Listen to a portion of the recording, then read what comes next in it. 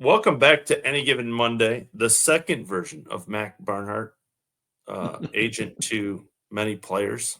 Lucas Glover, who was just on this podcast last week. Mac, how are you? Ron, I'm well. How are you doing? Thanks for having me Good. back. I don't usually get Yeah. asked back, so I appreciate it. Mac, My views. let's just start with you're very outspoken. Lucas is outspoken. It's so rare in the golf world. It's not, I know it from the media side. It's not easy to be outspoken. Uh-huh. What's your relationship with the tour? Do you hear from them a lot? Does Lucas hear from them? Kind of where? Let's just start Mhm. there. Yeah. Obviously, I've been doing this since the early 90s when Dean Beeman was commissioner. And I had an incredible relationship with Tim Fitchum because I happen to have some of his top players. I represented Davis Love, Justin Leonard, Steve Pate. So my voice was listened to quite a bit. Now, I was friends with Jay when he was in my business. I was friends with Jay when he ran the tournament up in Boston, and had considered him a friend. But no, I don't hear from him because I don't have a player now of the caliber. It's kind of like it's position power. Everything we do, if you're a manager in this business, you're really good when they play well, and you really are no good and not listened to when they don't play well. Yeah. So almost it's non-existent in the last probably 3 to 4 years. Yeah. And that's kind of it, right, Mac? Is when they don't have to listen to you, when you're of no need to the tour, Mm-hmm. they don't Yeah. need you, basically. Yeah. Oh, absolutely. Hey, look, that's their call. You and I think off record have talked before about the fact that there was a third generation. This is a third generation. Jay was the third generation owner of this little private company, and and if you go and look at historical data, 3% of third generation companies survive to the fourth. So it's a tough hole when you have institutionalized leadership. Everybody kind of moved up. I think Tim Fincham may have been the only outsider that I remember coming into the tour until this guy Brian's now coming in. So they've had a tough road to hoe, and no one at the tour was in this game before Tiger. I mean, no one understands the metrics from 1995 to 1996 when Tiger showed up. I would have reached out to people that were in the game before then and said, "Hey, what's it like? What was it like before Tiger? What were the metrics?" Yeah. And because they all are living in this Taj Mahal of a headquarters down in Ponte Vedra, they got this huge clubhouse. That was all built with Tiger money. That was Tiger.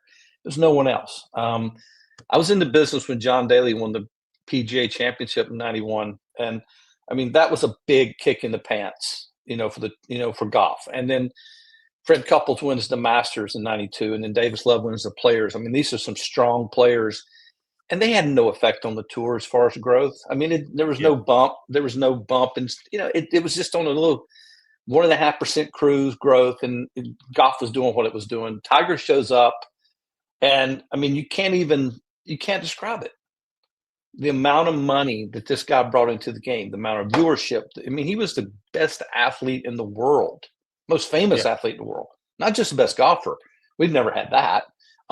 He was also an African American, another demographic. I mean, and so, yeah, I wish that they would have reached out to people, and maybe they did. Maybe they reached out to Rocky Hambrick and Lynn Roach, but I think they should have kind of looked at the game past Tiger. And that's the point, right, Mac? Is Scotty, wonderful player, great advocate for the PGA Tour, great nice human dude, family guy, but he's a needle driver in this world, but he's not a needle driver like Tiger was, or even in the same ballpark. It's not a shot at Scotty. It's just the way it is. Yeah. It's just you think about it, right? I mean, I saw the Memorial highlights. When they were promoting the Memorial on TV, and you had the number one player in the world that was defending champion, and every shot they showed to promo that tournament was Tiger. And I get it, man. I want to see Tiger highlights every day. I'd watch them every day. But that's the kind of thing you're seeing is why wouldn't they be promoting Scotty Scheffler's shots that he won the tournament with the year before?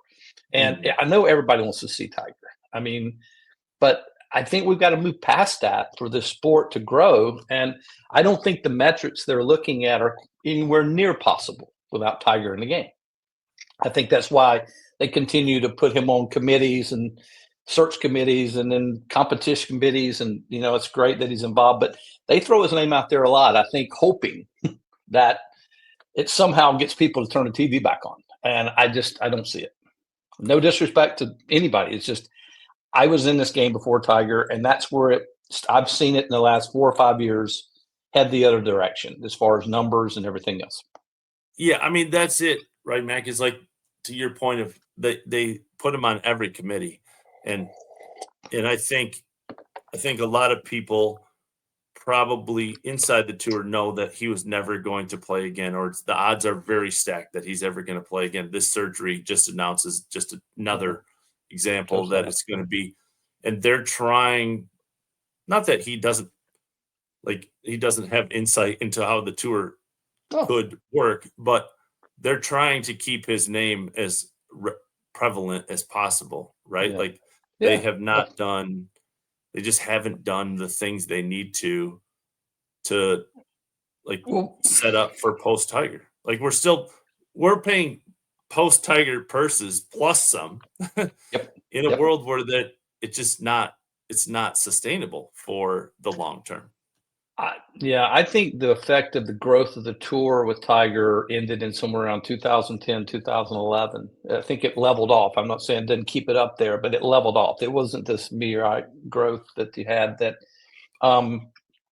But I don't think TV saw that when they did their contract. I think they looked at the growth of what it was doing, and they just kind of forecasted it up that way. I think they were headed on an unsustainability model before Liv showed up. Personally, when watching what was happening, knowing what again, just from my point of view, and numbers off course and on course always kind of grew equally. I mean, when Tiger showed up, deals went up 4 and 5 and 6 times just overnight. Which obviously we all enjoyed. But when the numbers started dropping, companies are smart. They're smart about the money they spend. The purses kept growing when I saw the stuff off course not, and I knew there was a problem, an issue. But again, maybe they know something I don't know. I mean, now they've gone for profit. They've brought in a guy from outside the sport. I'm pulling for him, man. We need it to work, but I think I've said it to you. People think things are too big to fail, but BlackBerry failed and Kodak failed. Nokia failed with as much market share or more than the tour had. So I know they're going to be careful, but I think that they better look at what the sustainability of this tour is, not just short-term competing against Liv. And I think that's where this all got off track. Yeah, I mean, Liv pushed the envelope by paying players a lot of money, and the tour from the outside, I don't know, it seemed to be like, oh, I understand part of it is like they wanted to keep top players, but they have gone above and beyond. I mean, again, it's just not sustainable what they're doing right now. It's just not. I mean, yeah. Everything they was added reactionary. another signature event. Like it's I know more it. money. Like, it's like what? Everything's reactionary right now. I mean, the tour's always been reactionary. I mean, they didn't recruit Tiger. They didn't mold Tiger. Tiger showed up. They went, oh my gosh, we can all make a fortune and let's do it. I mean, and it went everywhere. The money, we all benefited from that. They didn't, and then the next reaction was the Ryder Cup was such a great deal. Let's do the President's Cup. We deserve that. But again, it was just still more honest on the members, to play more golf. And was that for them or was it for the tour? And I think this is the junction, is that forever and ever, when Dean Beeman took the tour from the PGA of America and they formed it, it was everyone in that office down in Ponte Vedra was there to provide opportunities for the membership. They were a nonprofit to provide opportunities for charities to give money in each community to go play. And overnight, they go for profit. And then the people in that office down there are looking for ways that the members now can provide money for the investors. That's why I can't understand. And can it work? I don't know.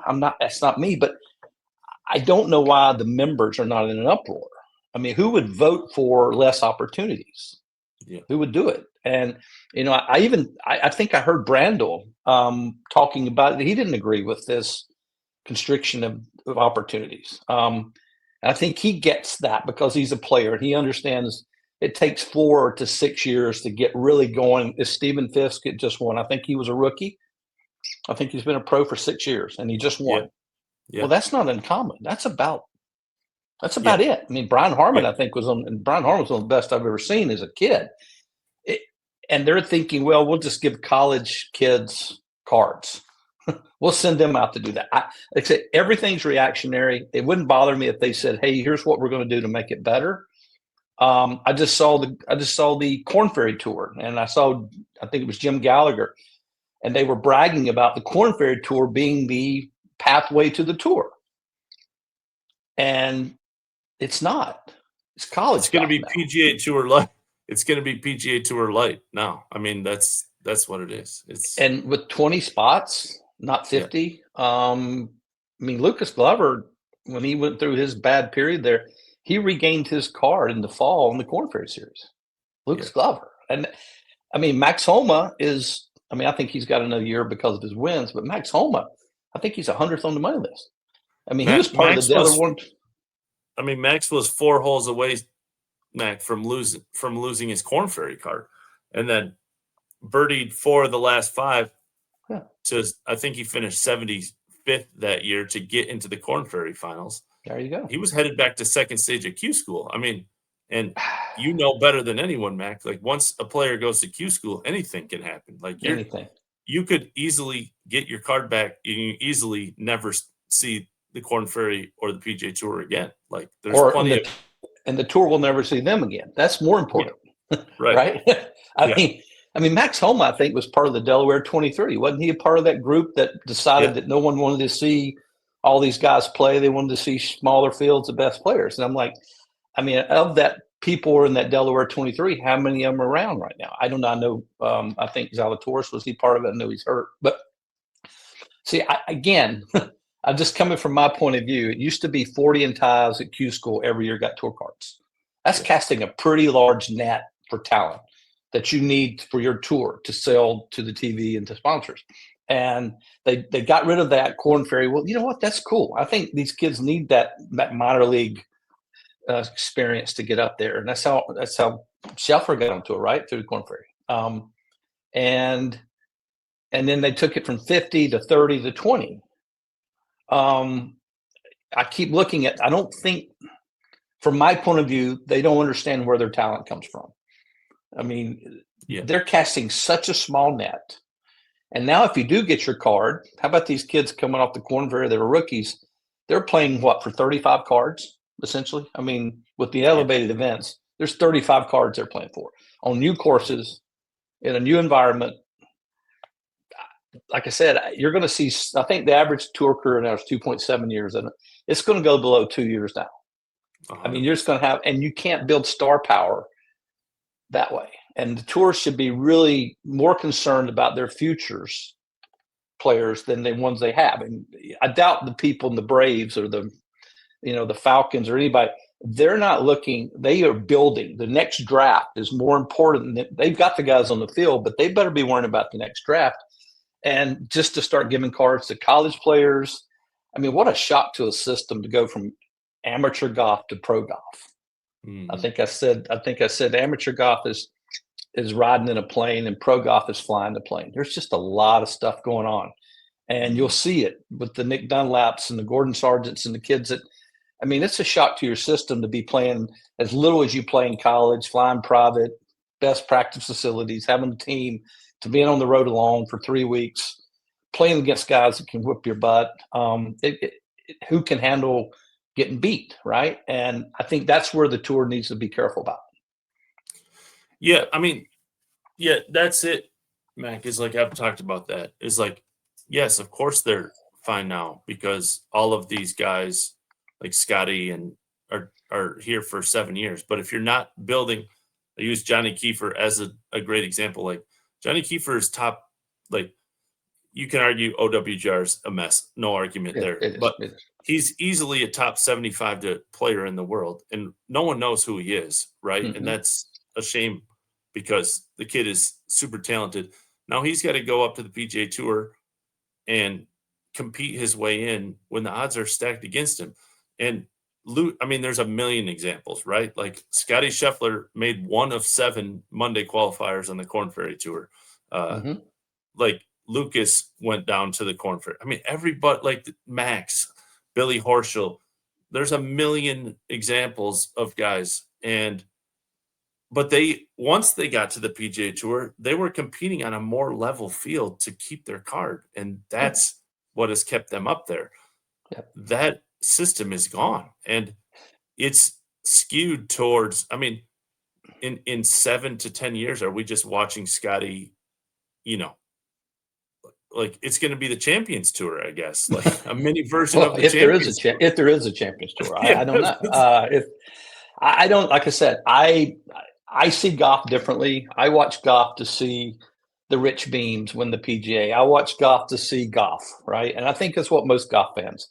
And and you're out, at my clubs, and I'm sitting there, watching golf at the club, and everyone goes, I don't know any who these players, because they don't promote their players, right? They don't. It's not like you don't see a lot of promotion outside of Rory and people don't realize Rory's not a young kid. I mean, he's 35, 36. yeah. I think when this next TV deal is done, I think he'll be 40.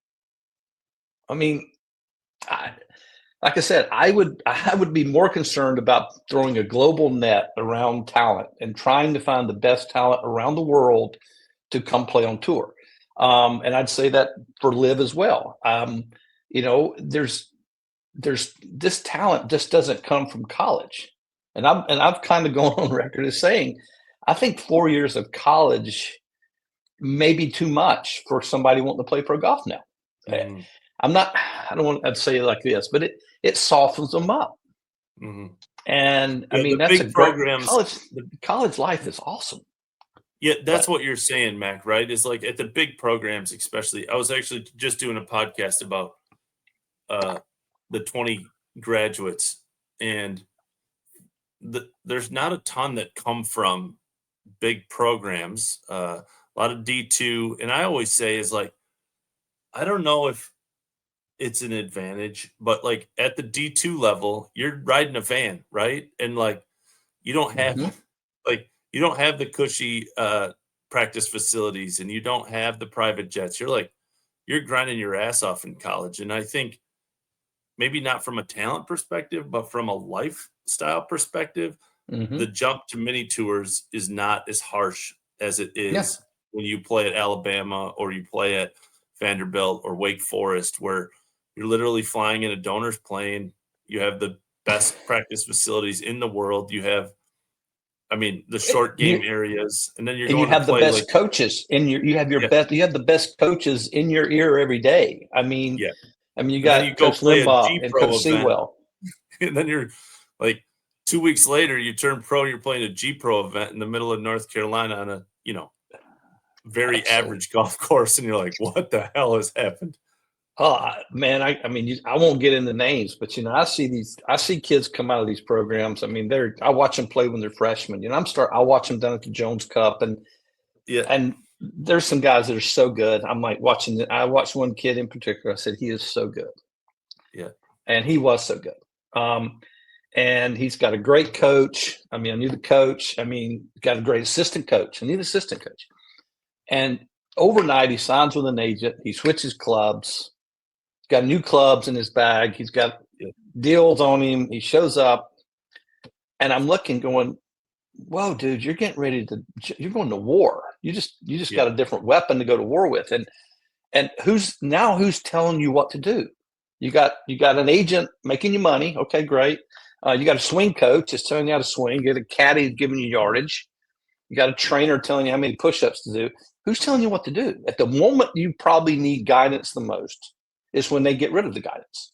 I mean, when I got in this business, and Vinny Giles was my mentor, and he was he's the best amateur, I think, ever, besides Bobby Jones. Should be in the Hall of Fame. But he brought me in the business as a manager to help this transition from amateur golf to pro golf. And I had to learn that with Davis and Justin Leonard. And I look at these kids now. I mean, kids are getting paid to go to college out of high school. Yeah. I mean, they're making more money. They're making more money than some of my clients on the Korn Ferry Tour 100%. to go play college golf. And I'm like, okay, so 4 years of that, they're going to get a coach and they step out and they're going to get an agent. You know, agents love to make that money. And you know, and they've got a caddy. And this kid's 22, doesn't have a clue, probably. Yeah. And a lot of people don't sign with me, I think, because I go in I'm going to manage your career. You know, Lucas has been on tour for 24 years. Davis was on tour for 30 years. I think longevity and all that matters. But, I mean, these kids at 18 are wanting money to play golf. Yeah. I don't see how. And, I mean, my best example is Larry Nelson. Finally, he got a little bit of pub. He should have been a Ryder Cup captain. He was being shot at age 21. Read a book by Ben Hogan and won 3 majors. That's more majors than Fred Couples and Davis Love combined. Yeah. Now, so talent, or what do you want to call talent, is a lot more than hitting a golf ball. There's some inner strength it takes to play this game at a level, and the Paul Goydoses and Dickie Prides and these guys, I would dare say that their talent, whatever talent is, was not at the Fred Couples level. But you would not want to get in a bar fight with these cats. These guys know they're scrappy. I mean, this Andrew Novak kid, who I was public saying this kid should be on a Ryder Cup team. You want that guy. Yeah. Where did he play? At Wofford? Was it Wofford? Yeah, Wofford. I mean, I doubt they have a private plane taking them anywhere. But if you, I mean, I know they don't. Okay. Yeah. Well, he played a practice round with Lucas at the British Open, and I was just like, golly, this guy's good. I mean, he ain't scared. He ain't worried about anything. He ain't worried about what color his logo on his shirt is. He just wants to beat you. Anyway, stretching it out. But, yeah, is college – I mean, now they've got a college program. They're going to make you stay at least 3 years. And I'm not saying college is bad. Look, people are going to get mad at me. But, I mean, historically, I don't think Rory went to college. I don't think Justin Rose went to college. I don't think Sergio, Seve, Bernard Longer. There's a lot of people that just go ahead and go do the job. Right? Yeah.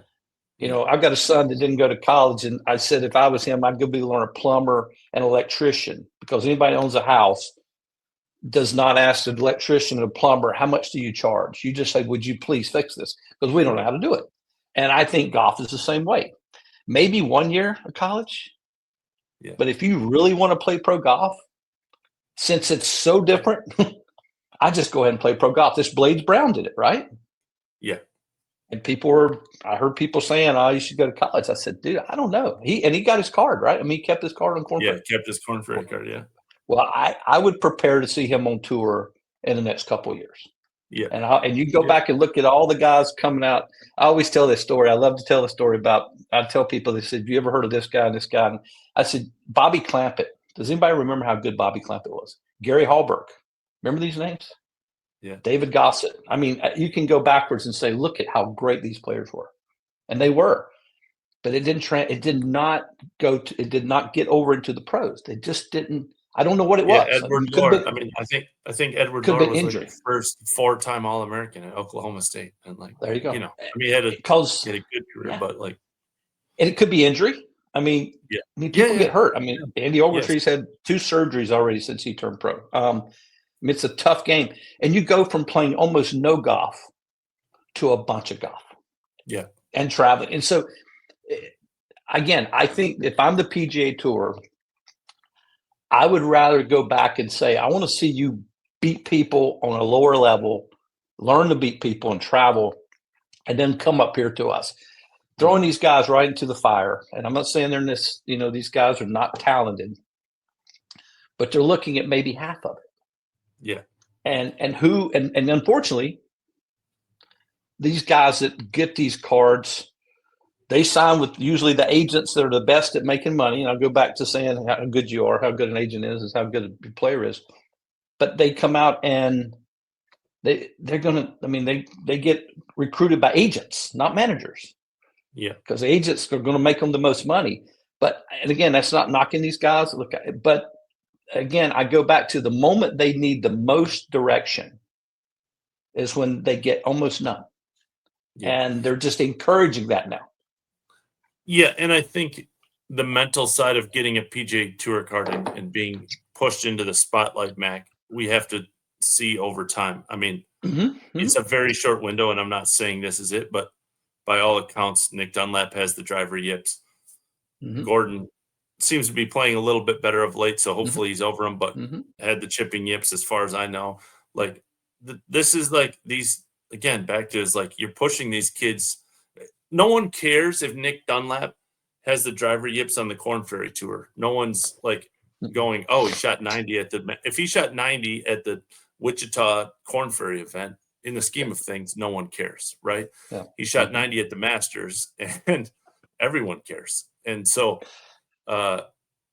again, over time, are we just putting – back to your stat, I think when I started this, Mac, it was like 4.5 years or something like that to get to the PGA Tour, the average, right? And that's good. And that's a good thing. That's good. That's right. Like, That's good. I got a client that was playing over in Europe, Challenge Tour, and he called me and said, it's really tough. And I said, good. Yeah. He goes, it's just you don't understand. I said, oh, I hope it's tougher on you. And he goes, why? I said, dude, it's going to get worse. I need you prepared to do this. I mean, I always, I liken giving a tour card to these kids coming out of college to, the number one ROTC guy. And at college and making him a SEAL. I mean, they're not ready for war, although they know how to shoot and they know how to jump and they know how to climb. They don't understand the mental metrics of what goes on with these kids. And I don't understand it, obviously, but I watched Justin Leonard come out and earn his card in 6 starts on tour. And it was a struggle for him. This kid, I mean, probably one of the best I'd seen, but it was a struggle. It took him a couple years to really get kind of situated, and then he won. Obviously, he won the British Open, and I see these guys like Smiley Kaufman, who was a client of ours and love him to death. I think he won his second PGA Tour event, and then he was in the Masters final group as a rookie, and I think he shot 81. I mean, I thought that was an incredible feat to shoot 81. I know how his nerves, but he's carrying a microphone, which he's happy. He's a good kid. You just don't know what happens at that level, that kind of pressure. And we'll go back, expectations. I always tell people, like the Ryder Cup, people don't play, these golfers do not play bad because of nervousness. They've been nervous and they know how to handle it, but they don't really know how to handle expectations sometimes. I think the Ryder Cup, it's what Tiger, it was Scotty. It's not that they're nervous or they are supposed to play well. And this game is not like that. I'm sorry. It's not like that. So that's where, again, I go back to the Braves. I'm a Braves fan, but they've got single A, double A, and triple A ball. All those baseball players are capable physically to play in the majors, I bet, or close to. Yeah. But what are they doing with them? They've got coaches and managers taking them to each level and getting them ready, and then right? And I watch guys that with 158 mile an hour ball speed winning on the Corn Ferry Tour and getting the tour card. And I'm like, that's like having an 87 mile an hour fastball. It ain't going to work. Yeah. I mean, you might make it. I'm not going to say you can't. Don't want to knock anybody down. But you better have 170 mile an hour ball speed to come out to these golf courses they built for these guys, right? Yeah, I mean, that's another topic, obviously, Mac, but I talked about it many times. I mean, we're not promoting the 20 best players because we're not playing tour courses. Like 2 weeks ago, the winner shot 33 under. It's like the only thing you're getting is the experience of being a professional and traveling and understanding what it feels like. And that's incredible experience by all means. But that's why you don't see many people stay out there because you're winning a golf tournament in Boise, Idaho at altitude that's only 6,600 yards. I mean, and look, it doesn't mean they can't win. It just doesn't mean it may not transfer to real pro golf. I mean, how many Europeans come over here and make it? Yeah, because the golf courses are so stinking long here, right? Yeah. So I don't know. Again, the tour hasn't asked me. That's where it started. I guess Are they think you they can kind frustrated about that? Like Lucas has said it too. Like the new CEO called him, and then the schedule came out, and Lucas was just like, "I'm not sure what the point is of talking to him. It's these decisions have kind of already been made." Are you frustrated of. that? I mean, the tour seems to just have a narrow view, and they don't really listen to outside views. No, I saw Jay talking to Rory's manager a lot. Um, I, yeah, I no, yeah, it frustrates me not because of my ego or me wanting to be involved, it's because I represent their members. And I used to believe that the tour worked for my clients and I worked for my clients. I thought that together our job was to create, a great product and it seemed like that. And I thought really, man, they loved my attitude. I remember getting calls from the tour asking me questions in the mid late 90s because I had Davis and Justin. And I remember telling Vinny, I don't know what they're asking me. I don't know anything about this. Why are they talking to me? And now after 30 some years, This now is I'm when not we should be talking to now you. I'm not smart enough to know, not even be asked. And look, and it's fine. The only problem I have is that my members, my clients that are members of the tour, are voting away opportunities to play golf for a living. And I just like it doesn't make any sense. There's no sport in the world that's constricting. Everything's growing. And they're going, I heard the word scarcity. I mean, well, you're creating a clothes shop hoping that Scotty Scheffler doesn't make $1 billion and leave. And I mean, who do you replace him with? Yeah. And yeah, like I said, does it frustrate me? Yes, but not because of. I just would like to be there for my clients to help the tour maybe survive. Sure. I'd like for them to thrive. I shouldn't say survive. I think they'll be fine, but I want them to. I'd like the tour to thrive, and Yeah. I don't see things they're doing are going to make it thrive right now. Yeah. I mean, I've used this example many times. Like, I think I understand there's a PR perspective from this, but I would love some honesty from the PGA Tour. Don't blame it on pace of play. Don't blame it on the guy can't get a massage after his round because it's dark outside. Just say, hey, the 70 players are what we think is the future, and we would like to pay them, and that's why we're doing this. Like, to it's the Harold Varner going to live, right? Like all these guys that went to live, some are like, oh, I just want to play less and grow the game. And Harold's like, man, it's an opportunity for me to have generational money changing life. I Yeah, appreciate the PGA Tour. This is what it is. And no one gave Harold any shit about going. Like, wow, yeah, that's a very valid point. I understand that. Like, that's it. Like, just shoot people straight. man. Like I said, this is that emperor has no clothes. Yeah. Behind the scenes, everybody I talk to in my business, in the manufacturing parts of the business, players that I represent and players I don't represent, to a man, are all confounded by what's happening. No one Yeah. will talk about it because nobody wants to go against, and I guess you can get canceled in golf for being honest, right? Right. And Lucas, and again, Lucas says what he wants to say. You definitely don't tell Lucas what to say or think, but he's the brightest guy that I've ever represented. I mean, by a long shot, maybe. If I'm the tour, I beg him and pay him to be on the board, but they're not going to put him on the board. Okay. Mhm. They're not going to want to hear him because he will fight for the younger guys. He will fight and say, listen, I don't need to make $10 million to win a golf tournament at the expense of us not having a Corn Ferry Tour that you can make a living on, right? And not having opportunities. He would say that. They don't want him. The board they have, I mean, Tiger doesn't play. The other board members will get all the sponsor exemptions for the signature events. You can just count on it. And everybody goes, well, that's Mac's attitude. No, everyone, players, manufacturers, other managers say, well, guess who'll get all these spots? And just watch it happen. All right. So that's you're buying your board to vote for what you want to do and not what the members want to do. Mhm. And I'm not saying that that's what's going to happen, but there is certainly an opportunity for that to happen. If you're on the board, if they're going to give you starts on non-cut events and you're not in them, well, yeah, it'd be tough to then walk in a boardroom and go, no, I don't agree with what you're doing. I mean, that's just natural, right? Yeah, that's why to me, Mac, is like if I'm the leader of a company, I don't have to agree with what Lucas says, but I should listen to him because I mean, at Lucas's age and the fact that he's in all of these events, he is the prototypical player that is benefiting from all of these changes more than anyone. Scotty in full field events, not saying Lucas can't compete, but I'm saying Lucas is at the end of his window of, and he is benefiting. He's the one that should just like, if he doesn't want to rustle any feathers, he just quiet and collects his big checks and no cut events. If I'm a leader of a company and I see a guy who's benefiting the most, probably the most of any players in these fields, that's the guy I want to listen to. That's the person that you have to listen to. This is a guy who has literally everything to gain by the changes that have made.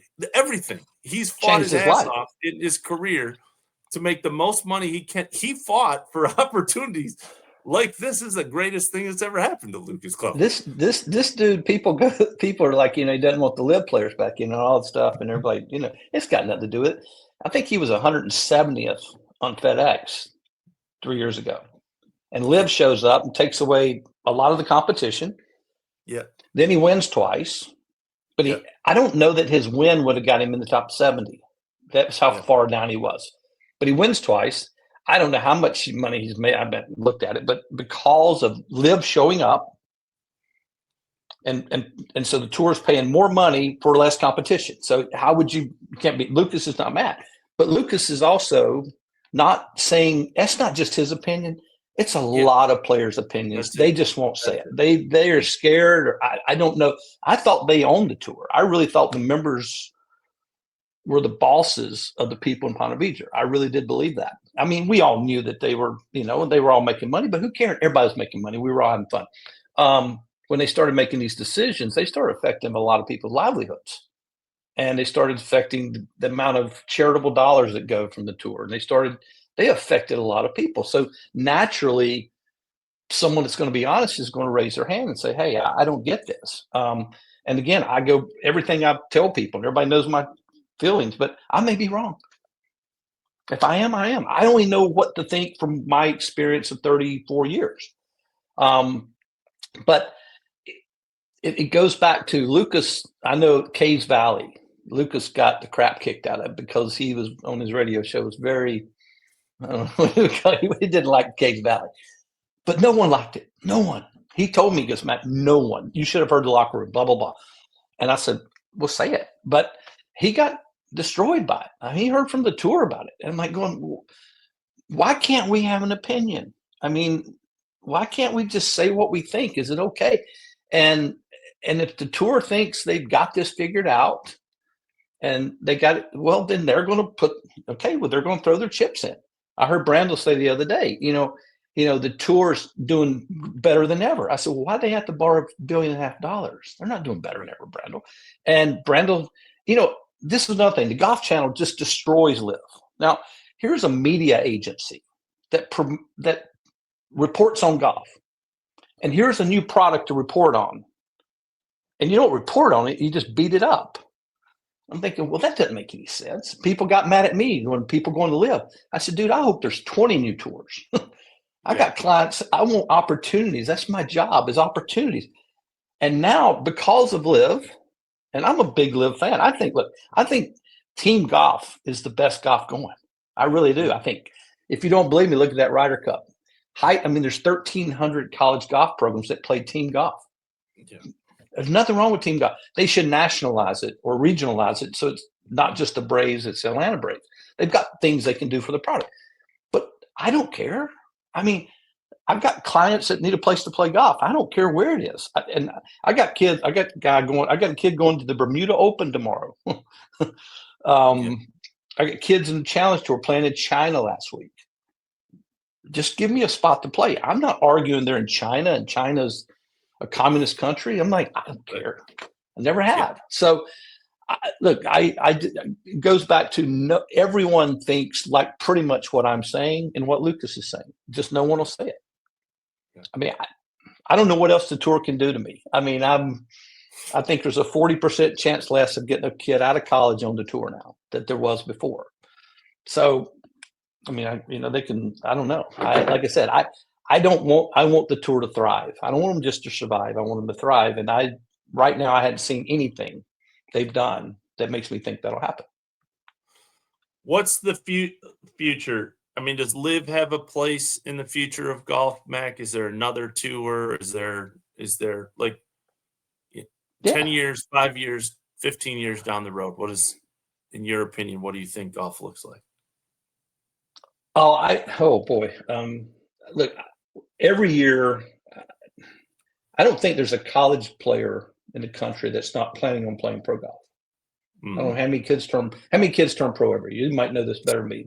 200? I mean, I'm about to talk to a kid Okay. So 600. There's 2,000 people that are registered on the world golf ranking, right? There's top 2,000. Yeah. And you got how many in the world turn pro every year? And how many are not on the two? So how many, is that 3,000 people a year? Yeah. How many playing opportunities are in the world? If you add all the tours up, PGA, Korn Ferry, Canadian, Latin America, Challenge, DP, South American, Japanese, is there 1,000 places to play golf? Yeah, 700. Yeah. 700. Okay. So that would be back in business school lingo called supply and demand. Yeah. So demand is there for pro golf. So is LIV going to be there? Absolutely. Is there a place for LIV? Is there a place for other tours? Absolutely. Whether the PGA Tour, do I think the PGA Tour as it stands now will be what it is? No, they can't pay these kind of purses. That just not sustainable. I think they will do away with these signature events. I think they'll figure out that that's closing the system, and they need to cast a global net for talent, and that talent is what they're going to sell to sponsors and tour players. So someone will gather up enough steam to go, wait a minute, I think they should go the other way. And if I'm LIV, I don't have a qualifying school. I let teams draft players. I let Phil go pick a player to be on the team. Don't let somebody. Andy Ogletree was really fortunate to win the Asian Tour Order of Merit and get on LIV. And if he hadn't got injured, he'd still be there. His wrist is bothering. LIV doesn't have an injury protocol system. I mean, they got some things they got to fix. But if I'm these 14 teams, I'm recruiting. I'm going around and drafting players like you would, and then like the NFL. I draft a guy. Don't worry about what he shot on a 6,800-yard course. Who can fly around the world, compete? Who can put up with it? Because I watch Matthew Wolff. He struggles with the pro game. I don't know the kid, but I've just noticed some struggles. But if I would draft players, and if I'm the PGA Tour, I have a single A, double A, triple A. And then if you want to have these 10 signature events, okay, great. But I would be procuring talent, and you've got former tour players that don't play anymore. Maybe they're injured. Hire those guys to go down and watch and help these young guys get to the next level. I mean, I remember Bill Calfee was the head of the Nike Tour or head of the Buy.com, whichever what it was. Bill Calfee was on tour. I think he led in driving distance one year with 276 yards average. Yeah. But they had ex-players in that building. I mean, Dean Beeman obviously was a player and an ex-player when he was commissioner. Because there's something about golf, you got to have golf IQ. It's very important to understand the mentality of golfers. I mean, why they don't have ex-players tutoring. They used to have a buddy system. You remember that part? I don't know if you remember that, but they used to assign you a buddy out there, which is always funny. But just letting the way they're going about it. So 10 years from now, I think the tour will look so much different. I think they're going to have to, it's like LIV showed up with a cannon for the fight, and the tour had a spear, and they said, you know what, we're going to take our rifle to this fight. That should have never been a fight. That was a negotiation, right? That's the art of war. And so, yes, there's going to be more golf, not less. Will people be making $50 million a year playing golf? No. But I've never understood this. Yes, they don't make as much money as other sports, but they can play for 4 times longer. I mean, Davis played for 30 years on tour. what's an average running back in NFL? I don't care if he's making 20 million a year. He's playing 4 or 5 years. He's done. I mean, golfers can play from. So, like I said, so 10 years. I think you're going to see less college golf. I think kids are going to play pro. Are going to go play pro. I think colleges are in trouble because of the AI anyhow. But I think you're going to see more of a stepping system that these tours create to produce talent. I think they're going to bring golfers maybe back into the fold of making decisions. But I think there's going to be some really rough road ahead for the next few years until they figure it out. I don't know what this TV contract is going to look like they're preparing for, but I know how much people watch golf. Yeah. And it's not there. So yeah. I think all of us in the golf world, me included, forget what a niche sport that golf is. Like talking like bowling can outview PGA Tour events at the time. Man, that's what it was like. I remember contracts, pre-Tiger contracts. I mean, and post-Tiger contracts. I mean, you can't even the zeros. You can't imagine. We didn't get smarter. We didn't do anything different. All of a sudden, just people knew about golf, right. And there was a lot of people that benefited from that. And right now, and they benefited from that. And now there's a lot of guys benefiting from the fact that Liv came in, and the amount of money they paid, and people are all concerned about that. And I know publicly held companies that are valued at $10 billion that didn't make a profit for 6 or 7 years. Yeah. And this continual talking about how much Liv makes and loses. Why is that relative? What's this Trey Ringo guy? He's all of a sudden, I've seen him, he's on a bashing mission. Yeah. I'm like, I didn't even know he played golf, but I guess he does. And I didn't know he covered golf. I guess he does. But the stuff he's saying is so uninformed, and it's so negative and derisive to golf. I mean, it doesn't do any good for us. It's kind of like you and I were talking about the Ryder Cup. The New York fans, they helped Europe. Yeah. Because they went so far over the line, they pissed them off. Yeah. And that's the reason there's bar fights. When you get mad, you don't get nervous. These guys were not nervous. They were mad. And again, I think they thought they were helping the American team, but you can't do that. And why the Americans stood up for it. And I mean, the PGA of America, hired somebody to do a chant the way they did. If I had a kid there, I can't tell you how many PGA of America people I talked to, members that said they were going to resign. That was just a travesty. And I'm sure they didn't. But these are all the things. I think it's time for leadership in golf to get together and actually lead golf and quit having this. You're not going to run Liv in the ground. I'm sorry. And my big question is if Liv shut doors tomorrow, just say we're done, what's it matter? The tour's they're already on their path. Yeah. And then I heard this Trey Ringo guy and Brandel talking about there's going to be penalties and fines, and they're going to have to sit out for a period. And I'm thinking, wait a minute. Talent is what the tour is selling to TV and sponsors. It's not the tour, it's the talent. And so if you had Bryson DeChambeau available to play again, you're going to do what to him?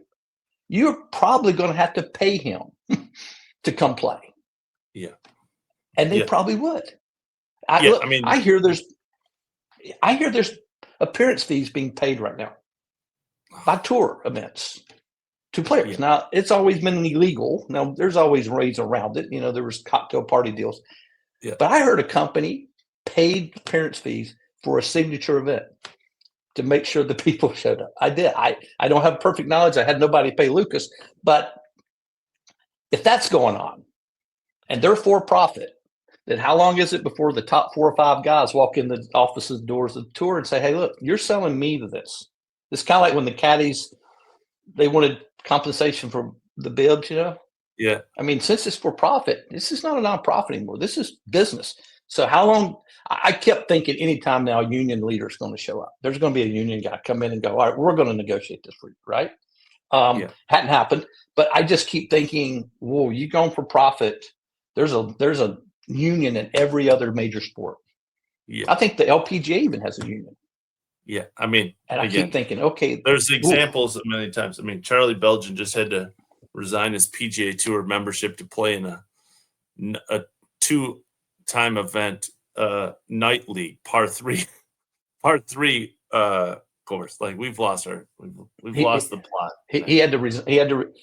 I mean, I didn't know he was still playing golf, but that's what a good it. player I didn't he know was. he's not, but somehow he had to resign his membership to play in a par 3. So how many PGA Tour members are there, Ryan? I mean, there's 200, 300? Yeah, exactly. I mean, I'm saying they own the media rights for 300 people, and how many of them are really benefiting right now? 50, 60? Yeah, right. And I don't know how union stuff works, but I think you have to have 51% to have a union. There's probably 51% of the guys are going like, hey, what are you doing? But you were telling me about, a guy called me about, I don't know how many people signed up for Q School this year. Do you know? Is it 3,000 people? Yeah, probably. Yeah. I mean, there's and 15 I don't think sites. Yeah. There's okay. There's So you pay probably $6,000. What is it? 1,500. Okay. So $6,000 to do that. Okay. So there's going to go all the stages and they'll go to the finals. I think there's 168 people in the finals. There's 5 tour cards. Yeah. And then 45 and ties get a Corn Ferry card, right? So let's say 55 opportunities to play pro golf on the PGA Tour, Corn Ferry PGA Tour. That leaves 113 that the tour now owns their media rights, but have no opportunity to play. 113 people. That's all through everything that goes on. And that's what happened to Andy. Andy had never played in a Corn Ferry event. He finished 100th in Corn Ferry qualifying. And they suspended him. And he's never played in the event. I don't know how you pay a tour to go through all the sites qualifying, to get to the finals, and essentially give them your media rights,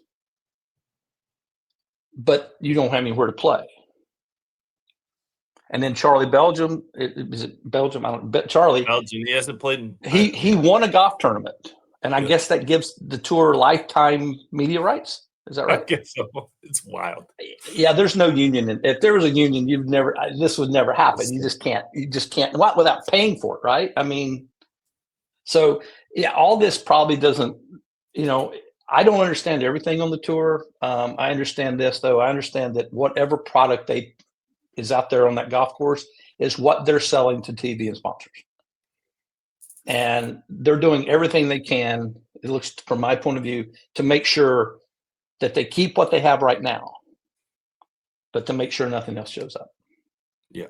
And so we'll see, but it's like I said, I've never seen anything like this. I'm not glad I'm old, but I'm glad that I'm not in this business at 25 years old, trying to figure out what college kid I can sign that's going to because the only way you're really going to make any money is to get one of these kids to get a card out of college. Yeah. Because these companies are paying a lot of money for these kids to get their tour cards handed to them, which is another subject. But with no idea if this guy can handle the battle fatigue that's going to hit them. And think about this. If you get your card from college, you get a year and a half to play on tour. Right? They get it this year and the next year. Yeah. Yeah. You go to qualifying school, 3 sites, get your Corn Ferry card, through all that, and you get 1 year. Yeah. Now, here's a guy that's somewhat proven at a professional level. You give him 1 year to make it.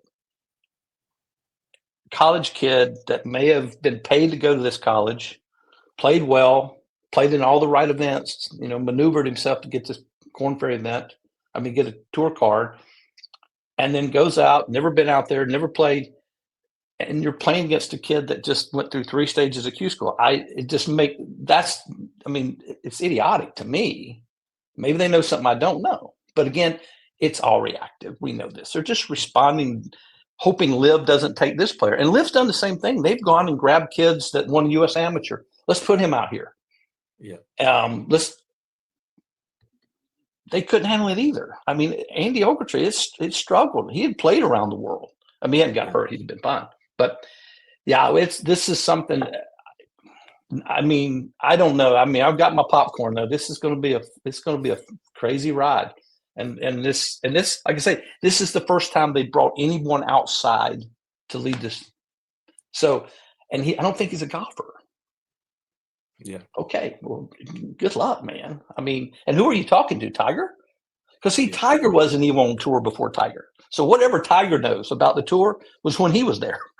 If Yeah. that makes any sense, he doesn't understand the metrics of 1994 of who was watching, how much the companies were paying, what purses were. So I don't know who's he talking to? Who are they talking to? I don't know. Not me. Yeah. Mac, I appreciate you very much. I said same to Lucas. Mac and I talk a lot. I have learned through my short time doing what I'm doing, it's hard to tell the truth, quite frankly. And there's just very few people in golf directly that do it on a daily basis. Mac and Lucas are one of the few. And Well, I thank you. appreciate all of our private conversations and our public Sure. ones. I appreciate Well, man, I your appreciate what you do. You know, insight. we followed you. I mean, when people would Monday qualify, it's a big thing for us, and you were the first one to lay a highlight for it, and we could start learning who did it, and we didn't have to go and call and check and see who Monday qualified. So, I mean, like I say, you're a truth speaker too, and I'm sure it's not easy on you. I'm sure you get calls from people telling you to watch what you say. My phone has And Ponte Vedra too often on its call history. well, and again, I don't, like I said, again, people, the golfing world knows what's happened. They all know the truth. They know that although a golf channel to essentially report on golf doesn't do that. It's not that. We know that state-run TV. We know that people that tell the truth get their hand slapped, they get threatened or whatever they're going to do. But I think those threatening days are over, man, because I mean they're public now. I mean, I think I've got every tax return the tours filed as a nonprofit, and I see in there what their mission statements were. And in a snap of a finger, it's not that. And I think that's, and like a lot of things in this world, the threats and what you're going to do to me, like they better be busy doing what they do, learning, because they've got their hands full now. And so I appreciate what you've done. And like I said, I know that it's not easy being authentic in this world anymore, but this is just golf. I'm not criticizing the government, religion, or anything, which I can do that too, but I'm not doing it on live TV. But it's just golf, man. I mean, come on. I mean, I don't know what they're thinking. But like I said, get your popcorn. This is going to be interesting. I appreciate it, Mac. Okay, thank buddy. you. Thanks for listening. Always. Oh man, thanks, buddy. See ya.